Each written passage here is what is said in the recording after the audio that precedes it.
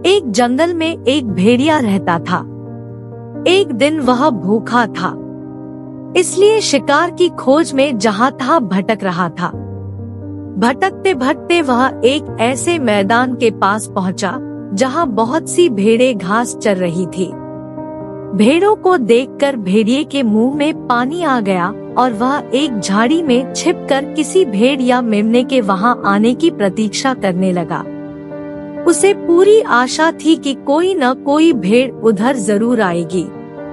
थोड़ी ही देर में एक मेमना घास चरते हुए अपने झुंड से अलग होकर उसे झाड़ी के पास पहुंच गया, जहां भेड़िया छिपा बैठा था। भेड़िए ने तुरंत मेमने को अपने मुंह में दबोच लिया। अब भेड़िए के मन में विचार आया कि क्यों न मेमने को ऐसे स्थान पर जाकर खाया जाए जहां कोई अन्य जानवर ना आता हो, ताकि भोजन शांति के साथ किया जा सके। दुर्भाग्यवश रास्ते में उसे एक शेर मिला जो स्वयं भी शिकार की खोज में था। भेड़िए के मुंह में मेमना देखकर शेर जोर से गुर्राया और बोला, जहां खड़े हो वहीं रुक जाओ, एक कदम भी आगे मत बढ़ाना। भेड़िया डर के मारे बुत बनकर वहीं खड़ा हो गया और उसके मुंह से मेमना छूटकर जमीन पर गिर गया। शेर ने भेड़िए का भोजन उठाया और उसे अपने मुंह में दबाकर अपनी गुफा की ओर चल दिया। वह बिना अधिक प्रयास किए ही खाना मिलने पर खुश था। अभी शेर कुछ ही कदम बढ़ा था कि भेड़िया धीरे से बुदबुदाया, यह तो दिन दहाड़े चोरी है।